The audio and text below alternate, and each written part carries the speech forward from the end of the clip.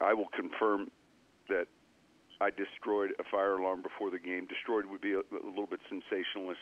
Clearly, we were having issues with the fire alarm at a time, relative to 20 minutes, 30 minutes before we're supposed to be out.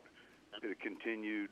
It had gone on for 10 minutes, and I just needed the noise to stop. And gladly, we'll take care of the repair costs, and I consider the Browns and that organization, Brown family and that organization, as close allies and people we have a lot of respect for. Well, I reached out for the Bengals for a comment, and they said they are aware of the situation and have been in contact with the authorities.